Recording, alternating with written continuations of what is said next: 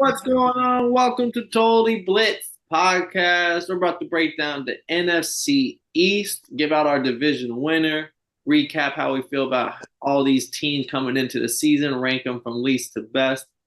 But as always, before we get into it, go down and like and subscribe, comment who you got coming out the NFC East. And I'm Paul, pick a win, Concha. And I'm joined with. You already know, man. It's that boy Kev, Water Voice Boy, aka the Don PYE, aka the realest on your screen.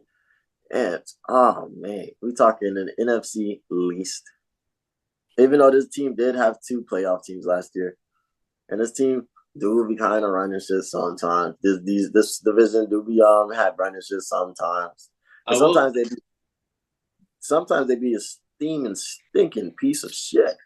So like it depends. It depends on whatever you catch to see this division this year. So it's always fun talking to NFC East. Yeah, I will say last year not only they had two playoff teams, but also they have two teams where I feel like it's Super Bowl or bust. It's like that's how their fan base and the rest of the NFL landscape are looking at to the Cowboys and the Eagles. There's a Super Bowl or bust because we all know the Cowboys woes and then the Eagles go to one Super Bowl, kind of fall flat last year. Yeah, I just think it's funny how that's the mentality you're supposed to have, but at the same time, it can be a double-edged sword because you should be in this bitch saying like, "Yo, bro, I'm here to win. I'm here to win a chip this year. I don't want nothing else." But at the same time, it's like, bro, if you don't win a chip, bro, this shit was a failure. And I'm like, wait a minute, bro, I got to play 18 weeks of football, Yeah. and then the playoffs. Like, what? My body I just did amazing things and great feats all fall and winter. And then I came up short. And now you're talking shit. Like, it's a very interesting mindset to deal with. Yeah, and some of these coaches' jobs are on the line. If you're looking down the line, like you got the Cowboys, McCarthy, they very openly like Super Bowl or bust for him. Honestly, I think if they make it deep into playoffs, he might be safe, but it's sketchy for him. Then you got Sirianni, who coming into this year, we didn't think there was much drama until the last few weeks when everything started coming out about how there was a dysfunction between him and Hurts. How the moments Hurts started messing up, the offense went away. Da da da. So now it's like Sirianni on the fucking hot seat. This motherfucker just went to the Super Bowl a year ago. But they also did the same to Doug P. So it's the Eagles for you. And then Brian DeBall, I mean, go to the playoffs the first year. You're the hot hand. And then now these are all teams that they feel like they'll flip the script quick. They'll get your ass out. Dan Quinn's on the hot seat too, man. Niggas might play like, hey, bro, I just want you to know, like, don't come over here thinking that you can play defensive coordinator guru over there and then be bullshit ass motherfucker that doesn't do shit over here. Like, nah, bro, we trying to win. Like, nobody is safe in this division. Yeah, and this is probably like, on paper, no one knows, but this is the first year I'm old school this year with the paper as if back in 1990. But this paper is by far the one that's filled out the most with names that are moved or new coach, not just new coach, but the people that are left, new people. So this is, for all intents purposes, maybe one of the more exciting breakdowns we're gonna have. I'm excited to get into it, so let's jump into it. We got, as always, starting from the bottom to the top. Where are you going with the fourth ranking in NFC East? Dun, dun, dun, dun. I do see the Commanders. I think we're now at the point where we say Redskins, you're just politically incorrect. Yeah, you're just being asshole at that point. Yeah. But I do see the Commanders having an upside. I didn't do enough research on their O line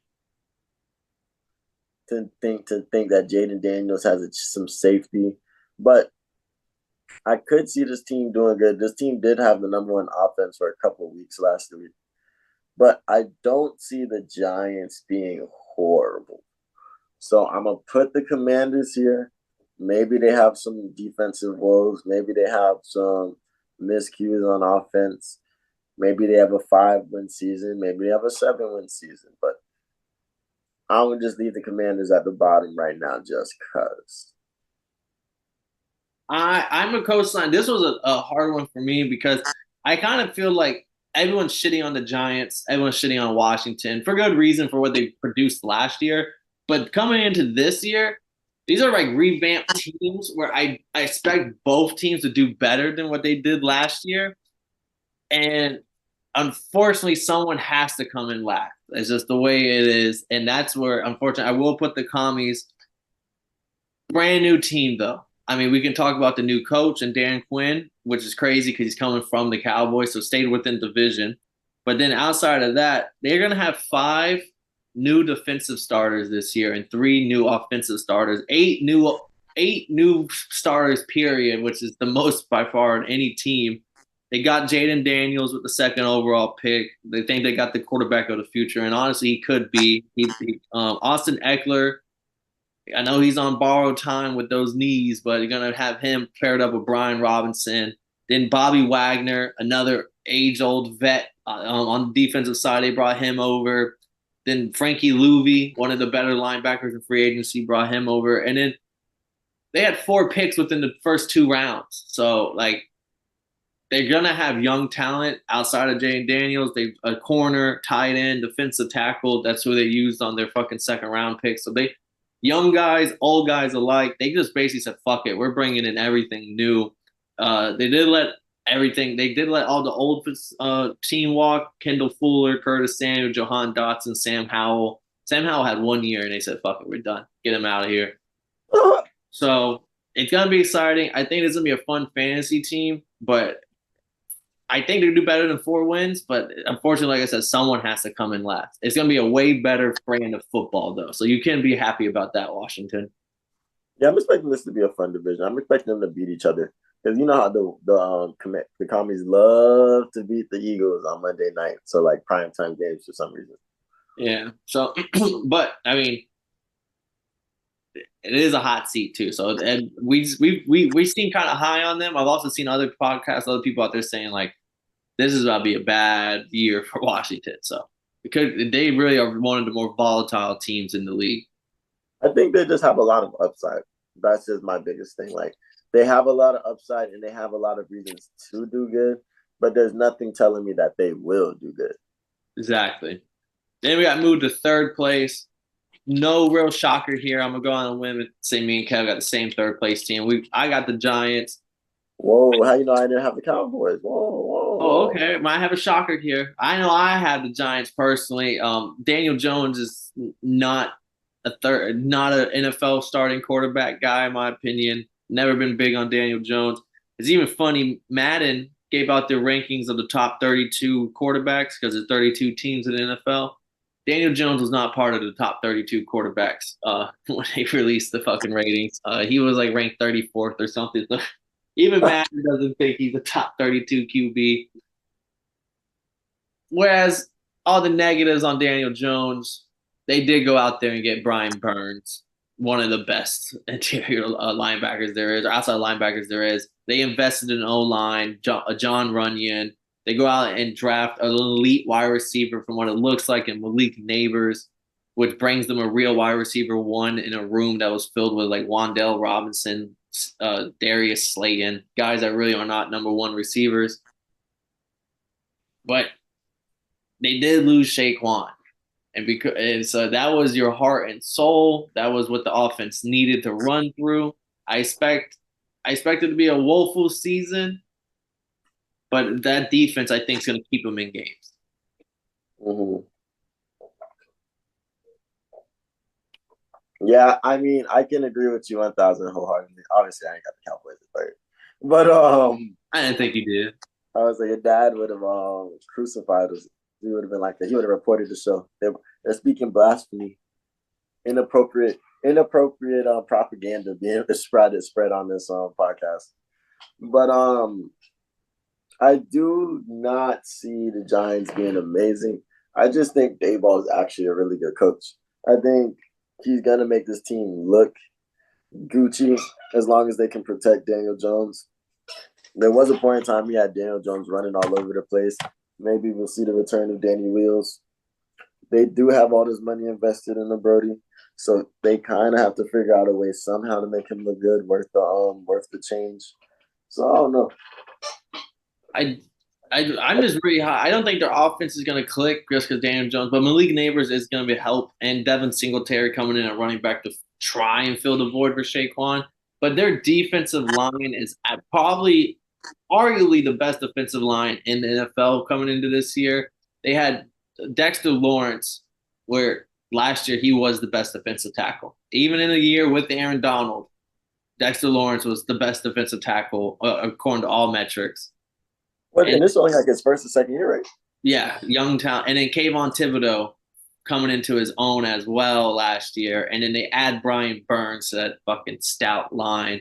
They get rid of Rink Martindale, which is a great defensive coordinator, blitz heavy, but sometimes that blitz heavy scheme allows you to get burnt over top, which happened a lot last year. So with this more safer defensive coordinator, I think they'll be okay with leaving Brian Burns, Dexter Lawrence, Kayvon Thibodeau to go get the quarterback.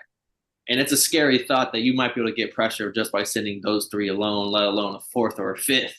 And then that's what I think is going to keep these games close. And if Daniel Jones just doesn't turn the ball over, they fucking have him using them legs. I do expect them boys to go more than 6 wins this year, what they did last year. Nice. Yeah. This, We'll see. this is where it gets shifty.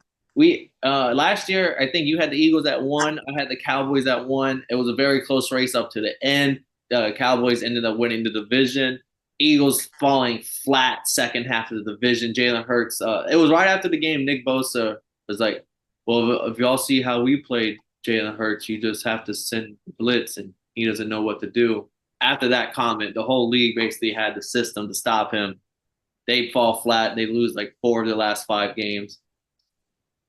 How do you see it shaping up this year? Brand new slate, not brand new teams, but new faces, kind of new teams for at least one side. Is it the Eagles' chance to come back in first? Who you got at 1? Who you got at 2? And we can break it down from there. I mean, a Hall of Fame center in Jason Kelsey is somebody that usually makes me think like, yo, this Eagles team is nothing to fuck with. Like their O line is what usually makes me put them over the Cowboys. And just understanding that I do know they'll be able to just be unstoppable on fourth down. That's usually what makes me pick the Eagles first. But I think this might be the first year I put the Eagles number 2 because of the losses on defense. And I'm just like, oof. Well, they did fill in some of the, like they did let Hassan Reddick leave, and now the Jets got to deal with that problem. Yeah, that's not their problem no more. But they did get Bryce Huff from the Jets in that trade, which was the Jets' best defensive and young, talented guy. Really, And then they bring back C.J. Johnson Gardner back to the Eagles after he basically talked shit about the Eagles with his 1-year stint with the Lions.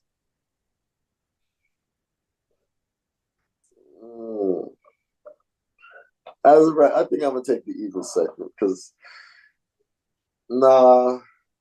Oh, and Yeah, Devin White. Devin White, they brought in at linebacker too. So they did bring in some solid guys to fill in some of the holes that they get now at defense. I was about to say I was scared of them defensive holes. I feel like this Sirianni can figure out something a bit deeper than the tush push. I got the Eagles second right now. I might change my mind. As of right now, the Eagles are my number 2. Who's your number 2? Unfortunately, this is all post. This has nothing to do with how far I think teams are going to go in the postseason and everything. I got the 2 at the Cowboys. They got to pay CeeDee Lamb. CeeDee Lamb is probably going to come back, but if he doesn't come back, they're in trouble. But they need to pay CeeDee Lamb. The offensive line, they let Tyron Smith leave. Zach Martin's gone. So, like, the offensive line is not the same. Or not Zach Martin's gone, but Tyron Smith's gone. Zach Martin's getting old. He's looking to retire probably in the next year or 2. So, like, aged O-line. They did draft 2 rookies for the O-line. One with the first-round pick with Tyler Gunton. Other one, Cooper Baby. They let Tony Pollard leave. I don't really know. As of right now, I don't know. Zeke is back. That's really going to be the running back for the year. That's kind of crazy. I'm not too sure who else they got back there. Dan Quinn was one of the best defensive minds in the NFL. They're trying their best to replace him and Mike Zimmer. I feel like they're trying to replace things, and they're not able to. And this is a team that, roster-wise, I think is worse than last year. Um, I think their best shot at anything was last year. This team, this might be a year where I'll be shocked because they won 12 games this last year. I think they might win like 9 or 10. Like I'll be shocked if they really hit the double digits. Because that's my thing. I'm not high on the Cowboys either, and I'm just like through the Eagles because that collapse that the Eagles had that second half. I'm like, do teams have these motherfuckers figured out? I think this is the closest these four teams are against each other that we've seen in the last 3 years. Facts. Yeah, I might end up agreeing with you. The Cowboys at number two because I don't see the Cowboys. I don't have any reason to put the Cowboys at number one, but the Eagles are just. I just can't fuck with that collapse that they had at the second half of the season. It was bad. And like the drama that they might have had, but they were just giving up points and like the Bucks fucked you up. Like the Jets beat them with Zach Wilson. You remember that? Mm-hmm. But yeah, I guess I'll trust my Eagles because I think I picked them the year before to take the win in the division. I was right. So and nobody in this division ever wins this division 2 years in a row for real. So like, I guess we'll take the Eagles. Yeah, I'm going with the Eagles at number one. Mainly, they didn't bring in Saquon, C.J. Johnson-Gardner, Devin White, and Bryce Huff. I would be like, yeah, this team. If they would have kept the same team as last year, I would have been like, yeah, this team's kind of broken. But I feel like they brought in enough to at least change how they're feeling going into the season. And then we didn't even talk about it, but they also got a white corner now, Cooper DeJean out of Iowa. But they also everybody's talking about that. And they also drafted a first-round pick and cornerback in Quinton Mitchell. So, like, they went back-to-back corner to help because Bradbury was cooked last year and they got rid of him. So, pair with Slay, they went out and just filled the hole at corner. Nice. Facts. Are you a Cooper fan? I didn't do no research on the corners in college this year, but when I seen he was white, I was like, well, I guess this is a fan.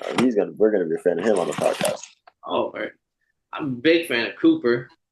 I think he's fundamentally sound. Cool. Nah, but no bullshit. It should be a good season. Is this a multi? Do you have two teams coming out this season again out of the playoffs, or is this gonna be everyone? You gotta fight for your wins. You gotta fight for your life. You gotta fight for your life because I see two people coming out the West. Yeah, I think this is a division people are fighting for their lives, and it's gonna be real loud. I think for some of these teams. What was the division that you've seen three people coming out? Was that the AFC? No, that was the NFC North. With the Bears, Lions, and Packers. Yeah, like you gotta fight for your life this year. This isn't gonna be no breeze. Yeah, it's gonna be a good one. So we got going from bottom to top. I got Commies, Giants, Cowboys, Eagles, and then you co-signing same thing too. I'm a co-sign, but like I agree with you when I say this is the closest that they've been in a minute. It's gonna be interesting. We'll be back at the postseason to see how we did. But as always, go down, like, and subscribe. Comment what you got for this division, who you got winning, any dark horses, anything like that. But I'm Paul picking winning. I'm joined with Kevin, Waterboy Savoy. Y'all didn't know. Now you know, motherfuckers. Yeah.